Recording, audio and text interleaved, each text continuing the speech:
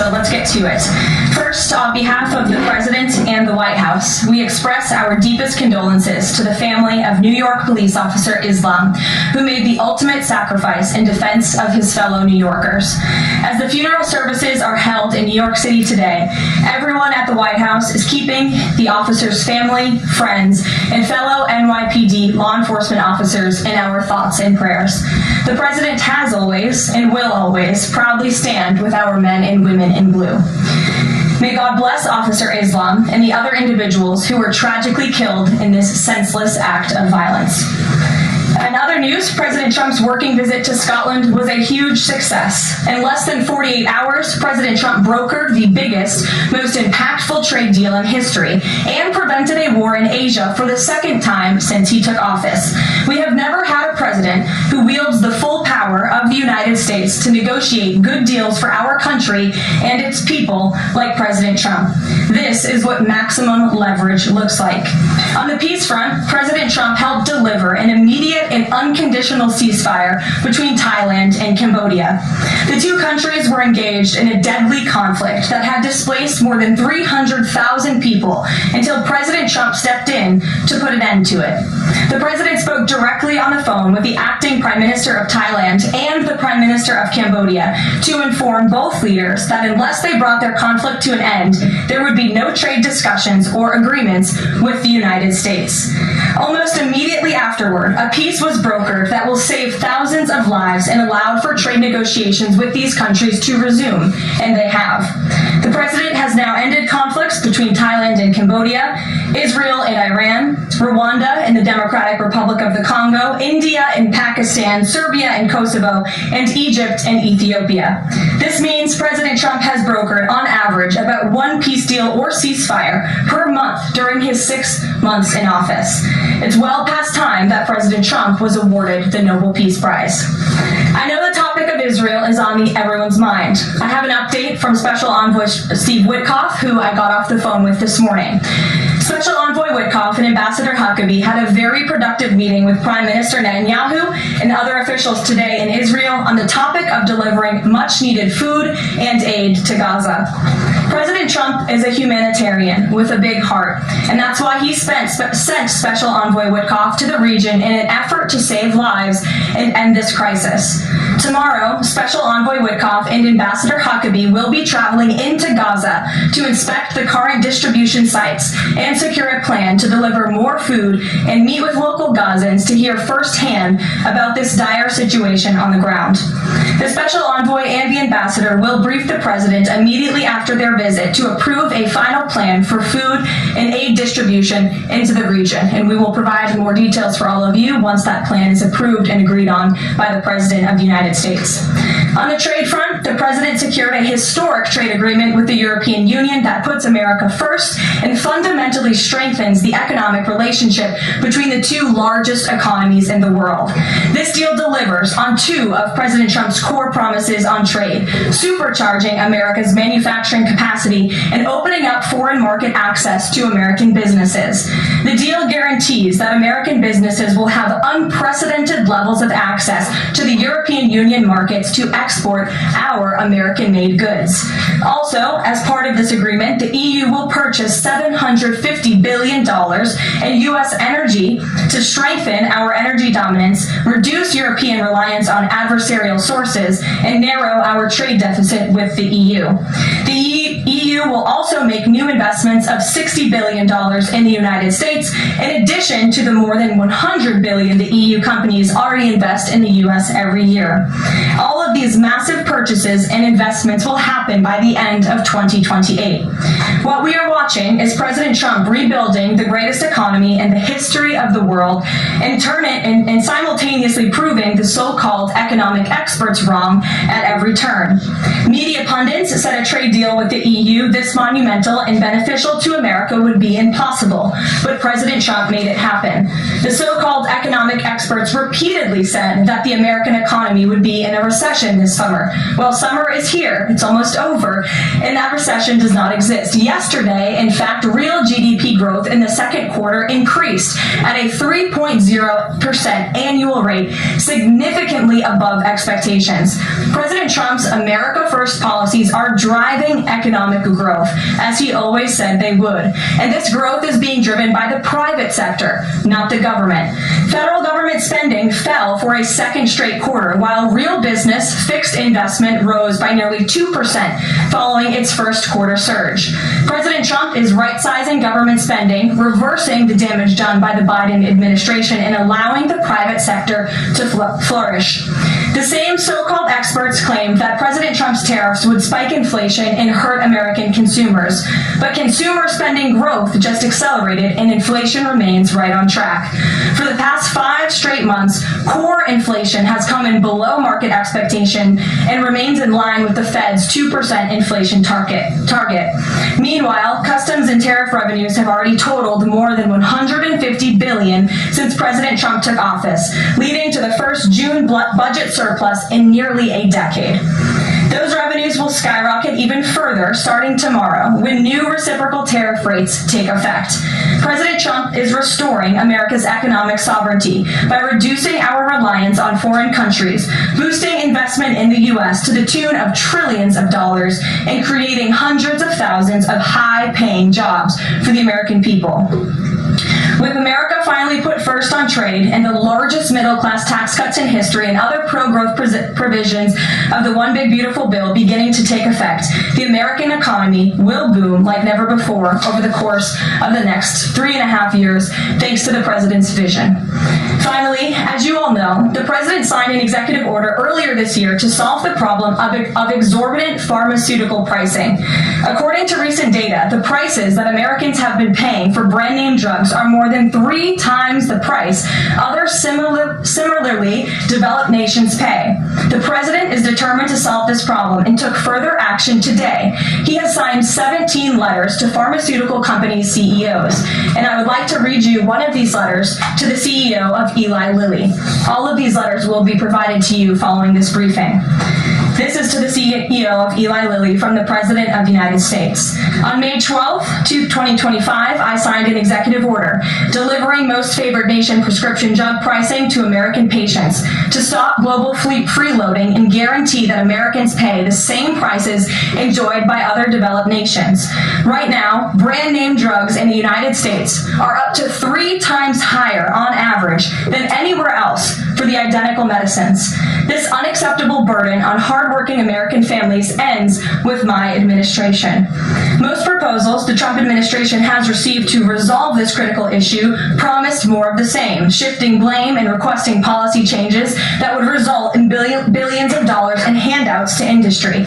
Moving forward, the only thing I will accept from drug manufacturers is a commitment that provides American families immediate relief from the vastly inflated drug prices and an end to the free ride of American innovation by European and other developed nations.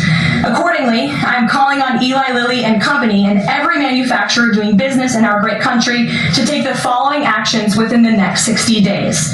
Extend the most favored nation pricing to Medicaid, guarantee most favored nation pricing for newly launched drugs, return increased revenues abroad to American patients and taxpayers, provide for direct purchasing at most favored nation pricing. The President's team, including Secretary Kennedy and Administrator Oz, stand ready to implement these terms. The President expects to further engage with them immediately in good faith to deliver relief for American families. Make no mistake, a collaborative effort towards achieving global pricing parity would be the most effective path for companies, the government, and American patients. But if you refuse to step up, we will deploy every tool in our arsenal to protect American families from continued abusive drug drug pricing practices. Americans are demanding lower drug prices, and they need them today. Other nations have been freeloading on U.S. innovation for far too long, and it is time they pay their fair share. I look forward to your binding commitments to each of these goals by September 29th, 2025, and my team stands ready to assist with implementation questions. Thank you for your immediate attention to this vital national priority. Signed, President Donald J. Trump. Again, to the CEO of Eli Lilly, this letter in its form has been designed for each of the 17 major drug and pharmaceutical companies in the United States, and we're happy to provide you the full list. And I believe you will see all 17 letters popping on Truth Social very shortly, so you can look out for those, and I'm happy to take any further questions. Before we get to questions, I do have one other announcement from the White House and from the President. We are proud to announce that the construction of the new White House ballroom will begin. For 150 years, presidents, administrations, and White House staff have longed for a large event space on the White House complex that can hold substantially more guests than currently allowed. President Trump has expressed his commitment to solving this problem on behalf of future administrations and the American people. The White House is one of the most beautiful and historic buildings in the world, yet the White House is currently unable to host major functions honoring world leaders in other countries without having to install a large and unsightly tent approximately 100 yards away from the main building's entrance. The White House State Ballroom will be a much-needed and exquisite addition of approximately 90,000 total square feet of innately designed and carefully crafted space with a seated capacity of 650 people, which is a significant increase from the 200-person seated capacity in the East Room of the White House. In recent weeks, President Trump has held several meetings with members of the White House staff, the National Park Service, the White House Military Office, and the United States Secret Service to discuss design features and planning. President Trump has chosen McCreary Architects as the lead architect, which is well known for their classical architectural design and based right here in our nation's capital. The construction team will be headed by Clark Construction, and the engineering team will be led by AECOM. The project will begin in September 2025, and it is expected to be completed long before the end of President Trump's term. President Trump and other donors have generously committed to donating the funds necessary to build this approximately $200 million structure. The United States Secret Service will provide the necessary security enhancements and modifications. The White House ballroom will be substantially separated from the main building of the White House, but at the same time, its theme and architectural heritage will be almost identical. The site of the new ballroom will be where the small, heavily changed and reconstructed East Wing currently sits. The East Wing was constructed in 1902 and has been renovated and changed many times, with a second story added in 1942. White House Chief of Staff Susie Wiles has provided the following statement. President Trump is a builder at heart and has an extraordinary eye for detail. The President and the Trump White House are fully committed to working with the appropriate organizations to preserve the special history of the White House while building a beautiful ballroom that can be enjoyed by future administrations and generations of Americans to come. In the White House, we will continue to provide the American public and all of you in the press with updates on this project at whitehouse.gov/visit. And if you go there shortly, you will be able to see renderings and visuals of what this ballroom will look like, both the exterior and the interior. I have provided some photos for all of you in the room today. This is the interior of the ballroom space. It's quite beautiful. And then this is the exterior of the ballroom space. As you can see, it will come off of the executive mansion as it sits today, and the East Wing will be modernized and renovated. We're happy to answer any further questions on that, Jennifer. Since you're so eager, I will go to you, but first, as always, I want to start with our new media chief, Ben Weingarten. Why don't you go ahead, Ben? Thank you. In light of the release, the declassification of the annex to the Durham report today, beyond any potential prosecution, the outcomes of which will likely be uncertain, what does the President believe justice for Russiagate ought to entail? Might it include restitution for those whose lives were upended as a consequence of Russiagate, and perhaps a major reorganization of the national security apparatus? Well, I think a major organization of the national security apparatus, at least here at the White House within the National Security Council has indeed taken place, and the president entrusts his current CIA director, John Ratcliffe, and our ODNI director, Tulsi Gabbard, to make the necessary changes to ensure classified intelligence, especially that could implement or hurt the national security of our country, does not make its way into the hands of irresponsible actors who want to politicize that intelligence for their own end. Since you brought up the declassification report that was put out by Senator Grassley today, I'm glad you brought it up, because this should be a story every outlet in this room should be covering. This is further evidence that Hillary Clinton approved the Russia hoax against President Trump. Her campaign financed it. Again, she approved it. And the FBI and the CIA were both weaponized to, as our director of CIA has said, accelerate this hoax against then candidate and former President Trump. To answer the heart of your question, the president wants to see justice serves, and he trusts the Attorney General and the Department of Justice to implement that justice and hold these people accountable. One more question, briefly, if I may, on a totally different topic. There's been legislation reintroduced in the House and Senate on designating the Muslim Brotherhood as a terrorist organization. The Muslim Brotherhood is considered by many to be the fountainhead of Sunni Islamic supremacism, from which Hamas and other groups have spawned, with a nexus to domestic organizations as well. Does the president support designating the Muslim Brotherhood as a terrorist organization? Frankly, I'm not sure, because I haven't talked to him, and I would never want to get ahead of the National Security Council on specific designations. It sounds like something this administration would support, but we can get a firm answer for you. How's that? Thank you. Thanks for being here. Jennifer, go ahead.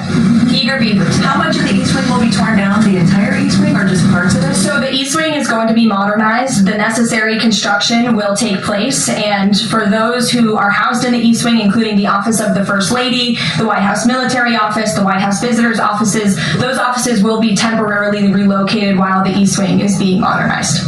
And on Israel-Gaza, there are some reports that negotiations with Hamas might not be continuing. Did you get any updates from Steve Witkoff on that? I did.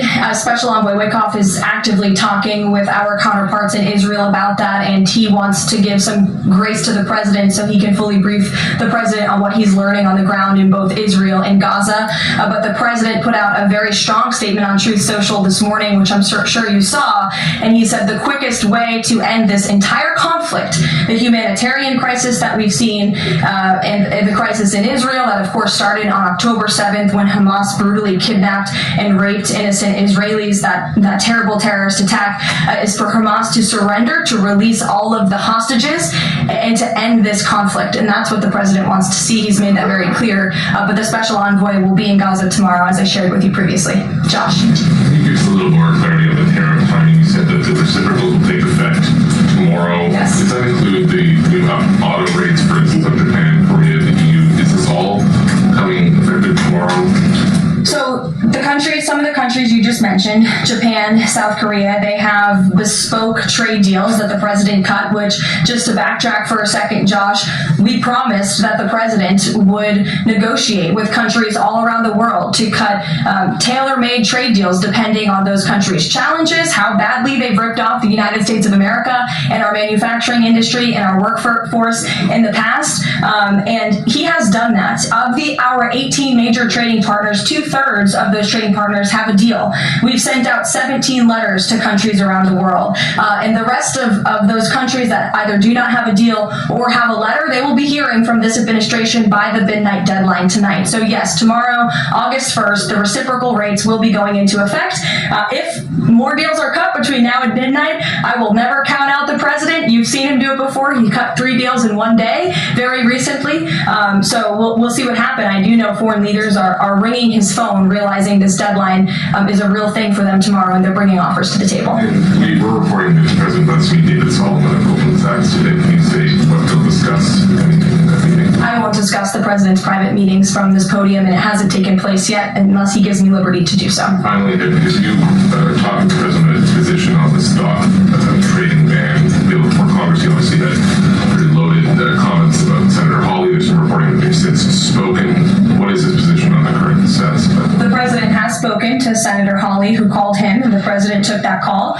As the the president said in the Roosevelt Room yesterday, conceptually, he of course supports the idea of ensuring that members of Congress and United States senators who are here for public service cannot enrich themselves. And the reason that this idea to put a ban on stock trading for members of Congress is even a thing is because of Nancy Pelosi. I mean, she is rightfully criticized because she makes, I think, $174,000 a year, yet she has a net worth of approximately $413 million. In 2024, Nancy Pelosi's stock portfolio, this was a fascinating statistic to me, grew 70% in 1 year in 2024, and her portfolio outperformed every single large hedge fund in that same year, and even more than doubled the returns of Warren Buffett's Berkshire Hathaway. So I think the president stands with the American people on this. He doesn't want to see people like Nancy Pelosi enriching themselves off of public service and ripping off their constituents in the process. As for the mechanics of the legislation and how it will move forward,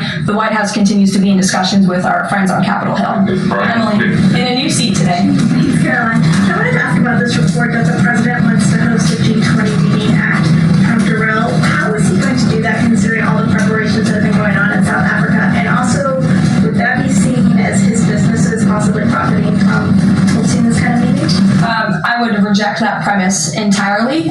We have announcements and details forthcoming on the G20, but my understanding is no firm announcement is ready to be made at this time. I did see the report, but we're not in a place to confirm it just yet. Just on the tariffs, what are the logistics for imposing those? Does the president have to sign an executive order tonight? What's the timing? Yes, and he will be signing an executive order at some point this afternoon or later this evening. And as always, we'll keep you posted when that happens, and it will be released from our office. And are there some of these countries that have they all had contact with U.S. officials, or are there some countries that are going to get letters that have no opportunity to negotiate with the United States? Well, there's a lot of countries that I know have reached out. I believe it's upwards of 200 countries around the world have reached out to the trade and tariff team.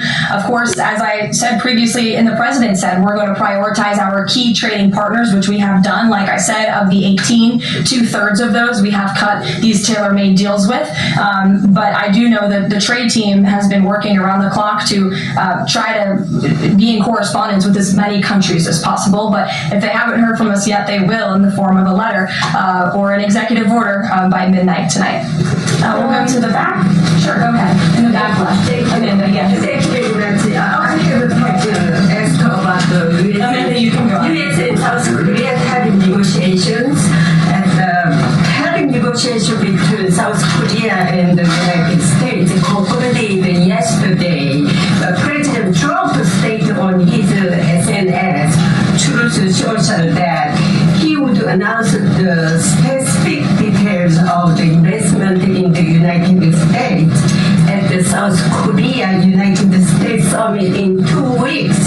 My question is this tariff negotiation a final agreement, or is further negotiation necessary? Well, yes, as you know, the president met with representatives of the Republic of South Korea here at the White House yesterday, and they did, in fact, reach a deal. And South Korea will pay a 15% tariff rate, including 15% on autos, while providing historic market access to American goods like autos and rice. Korea will purchase $100 billion in American energy by 2028. And the centerpiece of this deal is that South Korea has agreed to invest $350 billion at the president's direction to revitalize American industry. 90% of those profits will go to the United States government to help pay down our debt and for other matters at the president's choosing. So it was a very successful meeting yesterday. When is set up the further US South Korea summit day?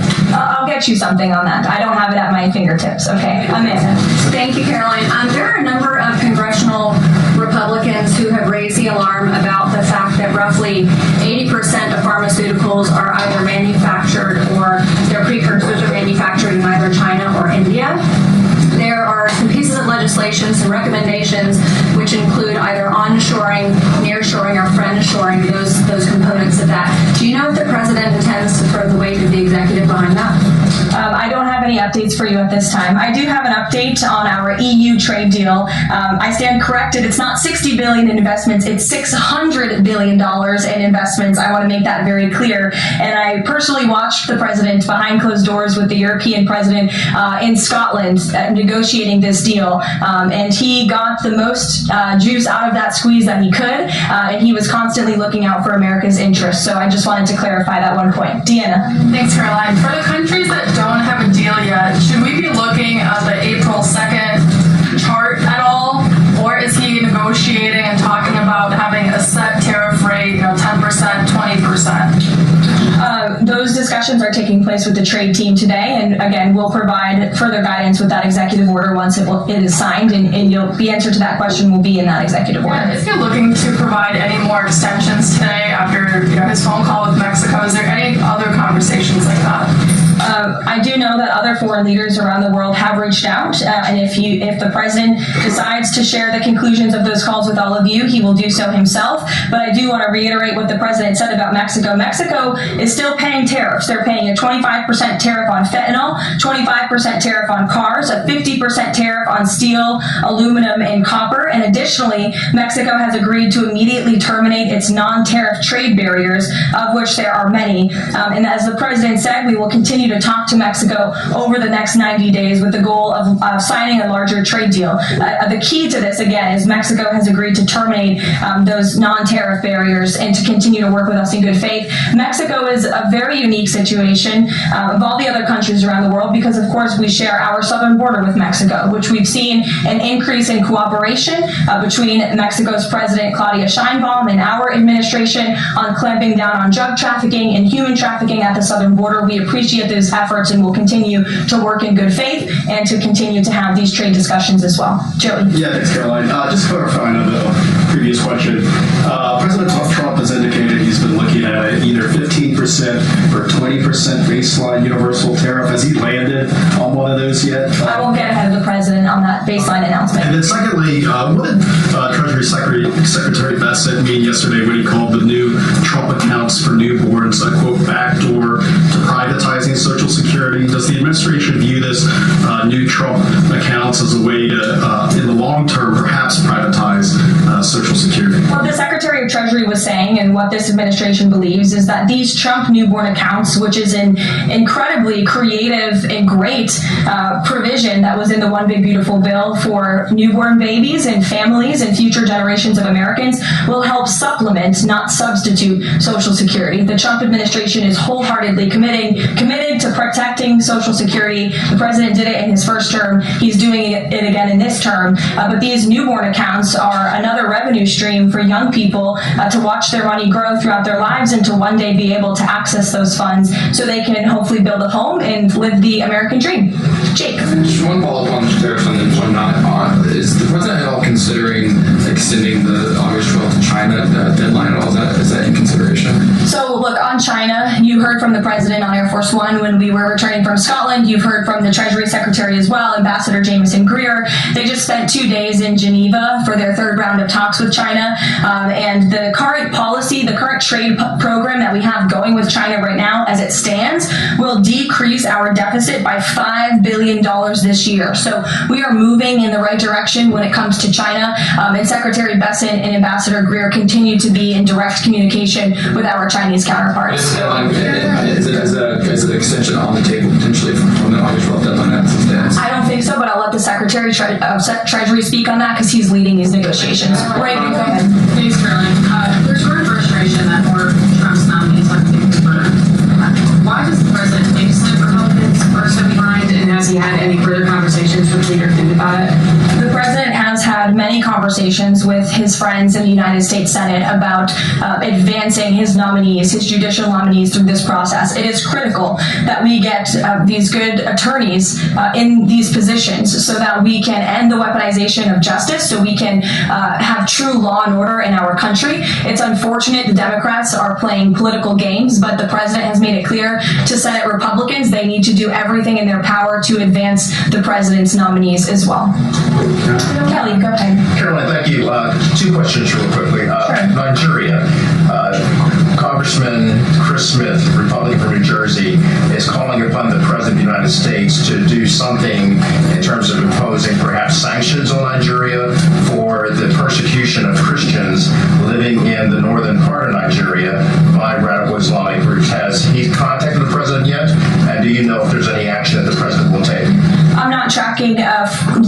between the president and the head of Nigeria. I know the president wholeheartedly condemns the persecution of Christians or, frankly, of people of any faith all over the world, but I don't have any updates for you in terms of sanctions in this part of the world. My second question, Caroline, deals with immigration here in America. As you know, a lot of deportations have been going on. ICE has been going after violent criminals that are here illegally, and rightly so. In the midst of that, there are some evangelical pastors who are stating that it may have gone to a point of being indiscriminate and actually getting innocent people, like members of the clergy. Has the president and has ICE looked at that to see how they can actually go after those violent criminals, but also make sure that members of the clergy are still not being deported? Well, look, the administration has always maintained the position that anyone who illegally crosses our nation's borders is subject to deportation. That's just the law of the land, and we must be a nation that enforces our laws.